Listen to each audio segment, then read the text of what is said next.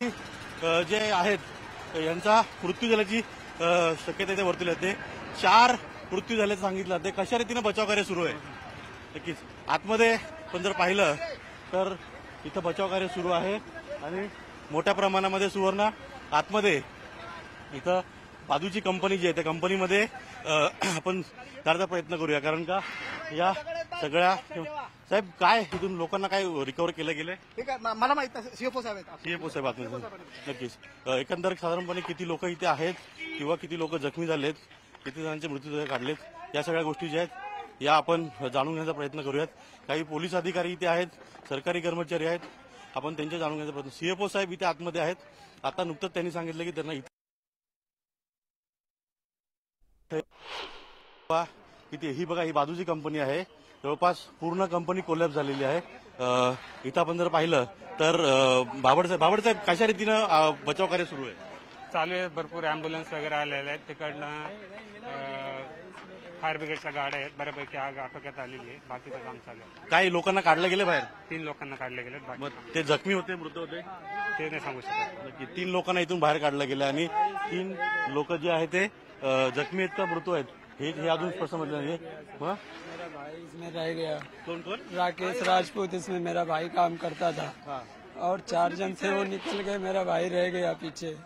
Phone लग रहा है? फोन लग रहा है लेकिन वो मतलब फोन ही नहीं उठा रहे ना। कितने लोग थे अंदर आप? 4 लोग थे, 3 निकल गए, 1 बचा अंदर। और कितने एक साथ कितने लोग थे अंदर? 4 लोग थे।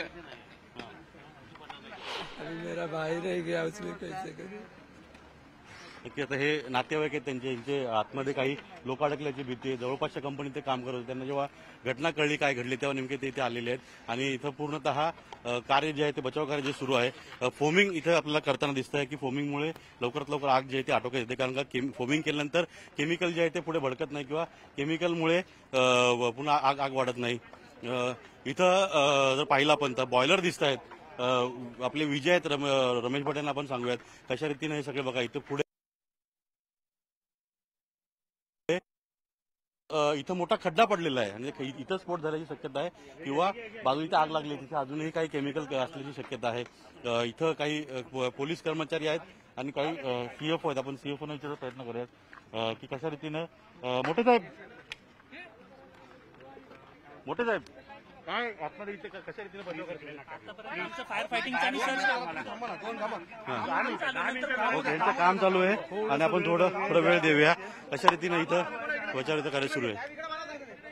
फोमिंग केलं गेलंय पूर्ण, खाली आपण पाहू शकतो इथं, आणि या फोमिंगमुळेच आग जी आहे ती पसरण्यामध्ये आग पसरली नाही आणि यामुळेच मोठ्या प्रमाणात पुढचं नुकसान जे आहे ते होण्याची वाद लागलेलं आहे। आता जी माहिती मिळेल त्यानुसार इथून 3 लोकांना काढलं गेलं, त्यामध्ये 1 मृत्यू होता आणि 2 जखमी असं कळतंय आणि त्या 2 लोकांची प्रकृती देखील गंभीर आहे।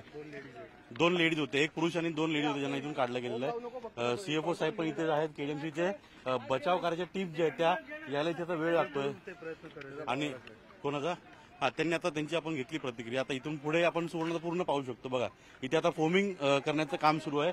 फोमिंगसाठी इथं तयारी सुरू आहे, कारण का आणखीन आग जी आहे ती आतमध्ये वाढू नये आणि अत्यंत